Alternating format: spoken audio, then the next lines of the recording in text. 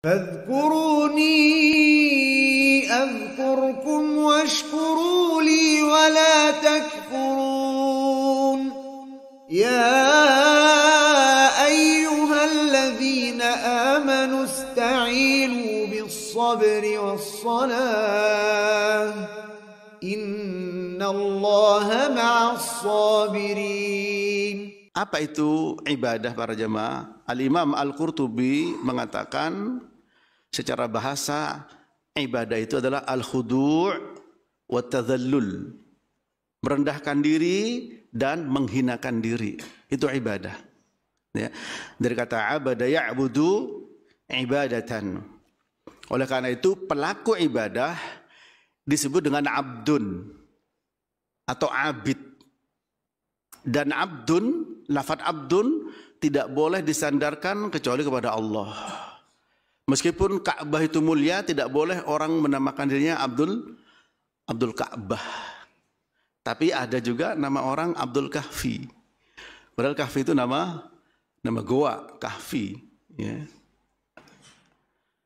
Harus disandarkan kepada Allah seperti dalam hadis Nabi sallallahu alaihi wasallam, inna ahabba asma'ikum ilallahi azza wa jalla Abdullah wa Abdurrahman. Sesungguhnya nama yang paling dicintai Allah dari kalian adalah Abdullah wa Abdurrahman. Ada kata-kata abdun disandarkan kepada selain Allah yang dipakai oleh manusia. Barangkali ada yang tahu apa itu? Abdi dalam. Tahu Pak? Itu di Jawa namanya abdi dalam. Abdi dalam itu posisinya sebagai apa? Sebagai apa? Pelayan ya. Nah, coba perhatikan cara jalannya abdi dalam itu bagaimana? Jongkok alias ngesot, betul? Menunjukkan merendahkan dirinya. Itu fakta itu. Ya, merendahkan dirinya. Nah, orang ketika merendahkan dirinya, ya, hati dan fisik itu selalu bersamaan para jemaah. Kecuali orang yang terpaksa. Karena merendahkan diri itu kerelaan, ya. Nah, ketika dia kerelaan dalam merendahkan diri, apa tujuannya? Cuma dua. Jalbul maslahah wa daf'u madharrah. Meraih kemaslahatan, menghindari madorot. Ya. Seperti ketika orang menaruh sesajen di bawah pohon besar, di bawah batu besar. Barangkali yang diletakkan hanya sekedar telur. Ya.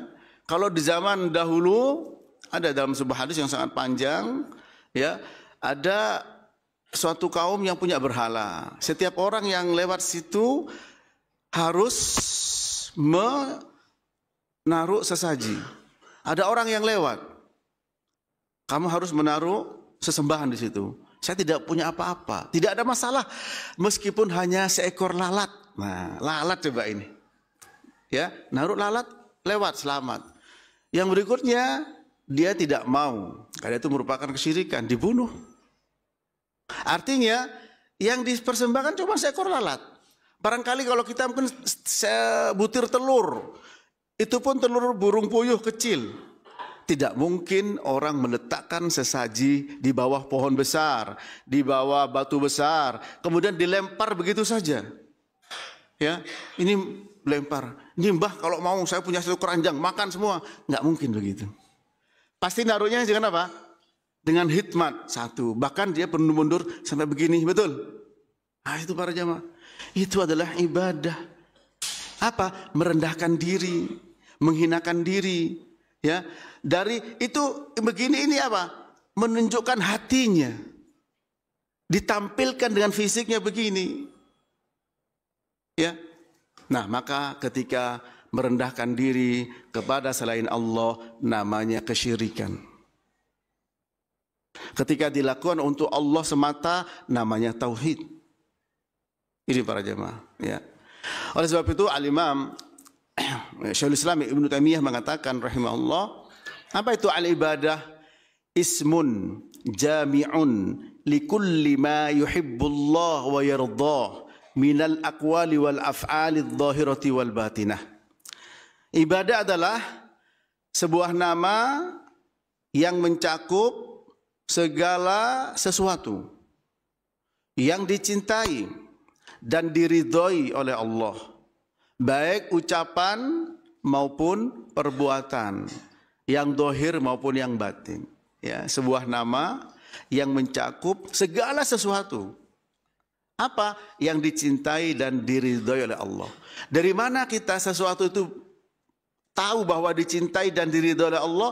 Tentu dari Al-Quran dan As-Sunnah, dari hadis. Baik ucapan maupun perbuatan. Nah itu. Ya, seperti orang mau pergi dari rumahnya, baca Bismillahi tawakkaltu ala Allah la haula wala quwwata illa billah. Dari hadis Nabi. Tapi ada juga yang membaca yang lain. Datang pada satu tempat, ya, yang saya dengar kalau ada orang yang mau naik gunung, ada juru kunci gunungnya, kemudian juru kunci gunung itu memberitahu kepada calon pendaki gunung ini, kalau kalian lewat sini harus mengucapkan ini, harus begini. Betul Pak ya? Ada begitu? Nah, dulu sudah ada Ibnu Abbas radhiyallahu ta'ala anhu sudah mengatakan, ketika Al-Hafidz Ibnu Katsir menjelaskan dalam surat Al-Jin ayat ke-6, annahu kana rijalun minal insi ya'udzuna birijalin minal jinni fazaduhum rahaqa. Dulu sebagian manusia itu ada yang minta perlindungan kepada sebagian jin dan itu menambah sesat dan salah kepada manusia. Kata Ibnu Abbas radhiyallahu ta'ala anhuma, dulu di zaman jahiliyah, orang-orang Arab jahiliyah ketika melalui lembah-lembah itu mereka pamitan. Kalau di Jawa itu pamitan sama yang mbau reksonya. Mbah, saya mau lewat sini sama anak saya, tolong jangan diganggu. Itu ibadah. Itu ibadah. Ya. Nabi mengajarkan kalau mendatangi tempat yang belum pernah disinggahi, baca a'udzu bikalimatillahi tammati min syarri ma khalaq. Itu tauhid karena kepada Allah. Tapi ketika ya semar mesem, semar mendem, itu nginjak tanah 3 kali menghadap sini, itu juga ibadah merendahkan diri, tapi tidak diajarkan, tidak dicintai dan diridhai oleh Allah. Kenapa tidak ada dalam Quran maupun Sunnah? Dan ditujukan kepada selain Allah, itu adalah kesyirikan para jemaah. Itu kesyirikan, ya. Nah, oleh karena itu di dalam kita beribadah kepada Allah Subhanahu wa taala, tadi kata Syaikhul Islam Ibnu Taimiyah, dicintai dan diridhai oleh Allah, baik ucapan maupun perbuatan. Ya. Maka perhatikan 6 perkara ini, 6 prinsip, 6 usul, al-usul as-sittah fil ibadah. 6 prinsip dalam ibadah. Yang pertama para jemaah adalah lillah. Ya. Yang kedua adalah fillah. Yang ketiga adalah billah. Yang keempat al-khauf. Yang kelima ar-roja. Dan yang keenam al-mahabbah. 6 ini para jemaah. Ya. Apa lillah? Lillah adalah kita beribadah semata-mata untuk Allah Rabbul Alamin. Ya. Sebagaimana diperintahkan oleh Allah dalam surat Al-Bayyinah ayat yang kelima, wa ma umiru illa liya'budullaha mukhlishina lahuddin. Tidaklah mereka diperintah kecuali beribadah dengan memurnikan, mengikhlaskan agama semata-mata untuk Allah. Ya. Dan ini perintah. Beribadah semata-mata untuk Allah adalah perintah. Inna a'tainakal kautsar fasolli li rabbika wanhar. Fasolli, sholalah li rabbika, untuk Allah, karena Allah. Ya. Dan yang namanya ikhlas di para jamaah merupakan perkara yang berat, sangat mudah diucapkan. Apa itu definisi ikhlas? Ulama menyebutkan yaitu apa? Ghaddun nadhar ya, min nadharin nas ya. Wa ittijahun nadhar ila nadharillah. Menundukkan pandangan dari pandangan manusia dan mengarahkan pandangan kita kepada Allah. Ya. Kita beribadah bukan untuk siapa-siapa, tapi kita beribadah kepada Allah yang pada hakikatnya adalah kepentingan kita. Ya. Man amila shalihan fali nafsih wa man asa'a fa 'alaiha. Barang siapa yang beramal soleh pada hakikatnya untuk dia sendiri. Ya. Tapi kita tujukan semata-mata karena Allah. Qul inna salati wa nusuki wa mahyaya wa mamati lillahi rabbil alamin. Katakanlah sesungguhnya salatku, an-nusuk ad-dabah sembelihanku, hidup dan matiku hanya untuk Allah. Ini sudah ikrar para jemaah ya, kita di dalam beribadah. Maaf, bismillah.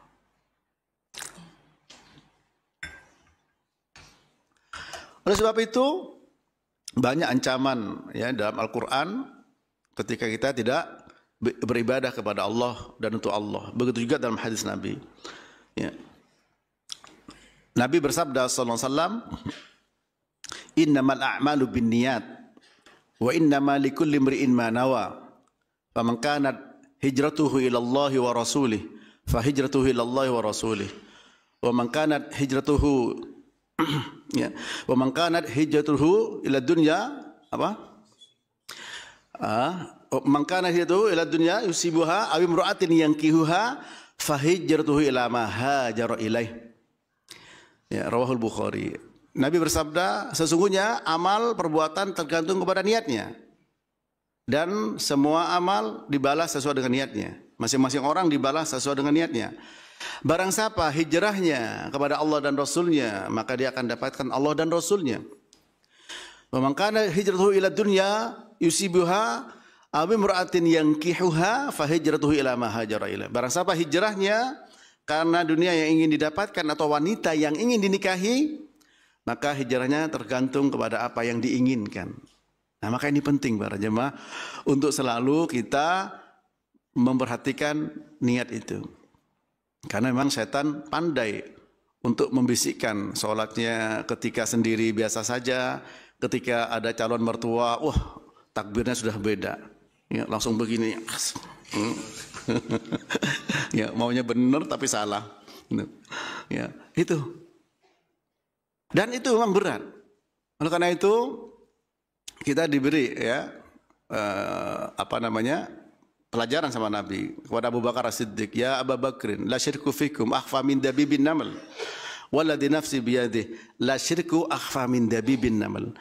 Ala adulluka ala syai'in idza fa'altahu dhahaba anka qaliluhu wa kathiruhu. Qul Allahumma inni a'udzubika an usyrika bika wa ana a'lam wa astaghfiruka lima la a'lam. Ya, wahai Abu Bakar, sesungguhnya syirik itu bagi kalian lebih ringan dibandingkan dengan langkah semut. Demi jiwaku yang ada di tangan, demi zat yang jiwaku berada di tangannya, demi Allah, syirik itu lebih ringan dibandingkan dengan langkah semut. Maukah aku tunjukkan kepadamu sesuatu jika engkau mengerjakannya akan sirna bentuk kesyirikan banyak atau sedikitnya. Baca Allahumma inni a'udzubika an usyrika bika wa ana a'lam wa astaghfiruka lima la a'lam. Ya Allah, aku berlindung kepada engkau dari perbuatan syirik yang aku tahu, dan aku mohon ampun kepada engkau dari perbuatan syirik yang aku tidak tahu. Para jemaah, adakah dari kita yang pernah mendengarkan langkah semut? Tidak pernah ada.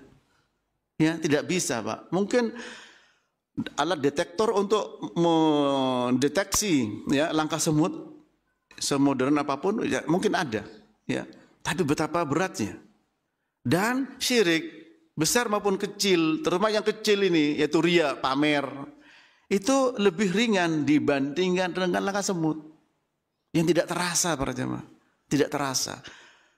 Mudah-mudahan kita nanti ada solusinya tadi dari Nabi SAW. Baca Allahumma inni a'udzubika an usyrika bika wa ana a'lam wa astaghfiruka lima la a'lam. Ini. Dan ancaman para jemaah di dalam Al-Quran bagi beribadah bukan untuk Allah, ya, bisa dua, bisa masuk syirik besar, bisa masuk syirik kecil. Dan yang ditakuti oleh Nabi yang mulia sallallahu alaihi wasallam adalah syirik kecil. Beliau bersabda, "Inna akhwafa ma akhafu alaikum asyirkul asghar." Faqalu ya Rasulullah, "Wa ma syirkul asghar?" Faqala ar-riya. Yaqulullah tabaraka wa ta'ala yaumal qiyamah idza jazan nas bi'amalihim, ya, idhabu ilal ladzina kuntum turauna fid dunya fanduru hal tajiduna indahum jaza. Ya. Nabi bersabda, sesungguhnya yang paling aku takutkan kepada kalian, yang paling aku khawatirkan kepada kalian adalah syirik kecil. Para sahabat bertanya, apa itu ya Rasulullah syirik kecil? Ar-riya, riya pamer. Ya. Nah sekarang dengan adanya media sosial, tidak sedikit ya dari kaum muslimin berlomba-lomba untuk memamerkan ibadahnya. Ada yang tadi malam bertanya untuk memberikan inspirasi pada orang. Bedanya tipis antara menginspirasi orang dengan riya. Bahkan harus takut dengan riya karena yang dikhawatirkan Nabi riya itu para jemaah. Ya, di antara orang yang dapat perlindungan Allah pada hari tidak ada naungan kecuali naungan Allah adalah apa? Orang yang sedekah dengan tangan kanan, tangan kirinya tidak tahu. Para ulama terdahulu mereka pergi dari rumahnya bawa makanan pagi hari itu untuk datang ke tempat-tempat kerjaannya, ke warungnya, ke tokonya. Tapi di jalan makanan itu dibagi-bagi supaya keluarganya tidak menyangka kalau dia puasa harus bawa. Sementara kalau kita puasa, antum kenapa? Afannya saya begini, udah lemes. Ya ujung-ujungnya ingin tahu, ngasih tahu bahwa dia puasa. Ya. Kadang-kadang cerita, wah tadi malam kurang lebih ada tikus lompat, wah mau kejar, hampir dapat. Kurang lebih jam 2:30 lah. Mau ngomong kalau dia bangun malam, tikus jadi korban.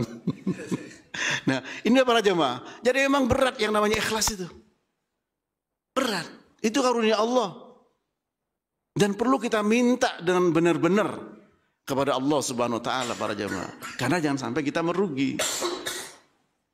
Jangan sampai kita merugi dalam sholatnya, dalam puasanya, dalam zakatnya, dalam hajinya, dalam umrohnya dan semuanya. Ya. Dan itu memang tidak mudah. Pertama adalah karunia dan karunia itu perlu diraih, perlu dikejar, perlu diupayakan, perlu al-akhdhu bil asbab, mengambil sebab. Di antaranya dengan talabul ilm. Dengan ilmu insya Allah dijaga. Contoh Abdullah bin Mas'ud radhiyallahu taala anhu. Beliau dipegang pundaknya sama Nabi pada Isya di Mekah, terus dibawa. Kamu di sini jangan kemana-mana. Setelah itu apa? Beliau sampaikan nanti akan ada orang yang mendatangimu besar-besar hitam tapi tidak mampu mencelakakanmu selama kamu tidak keluar dari garis, kasih garis. Dan benar itu. Nah ini kenapa tidak keluar Abdullah bin Mas'ud dari garis? Ini hanya sekedar garis. Abdullah bin Mas'ud gak pernah berpikir dengan logika apalagi dengan perasaan. Ini cuma garis. Rasulullah gimana sih? Masa tadi katanya ada orang itu mau nyerang saya, kok cuma dikasih garis, kok tidak dikasih pedang atau tongkat, ya garis. Nah, ketika Nabi menyampaikan itu adalah ilmu para jemaah. Al-ilmu ma qala Allah wa qala Rasul wa qala sahabah laisa bitanwi. Ilmu itulah firman Allah, sabda Nabi. Perkataan para sahabat itu perkataan Abdahabi dan juga Ibnu Qayyim. Ini meyakini ilmu. Dengan ilmunya dijaga sama Allah, selamat dia. Syekh Abdul Qadir Al-Jilani, ya, beliau ulama pada zamannya, ya. Mazhabnya Hambali.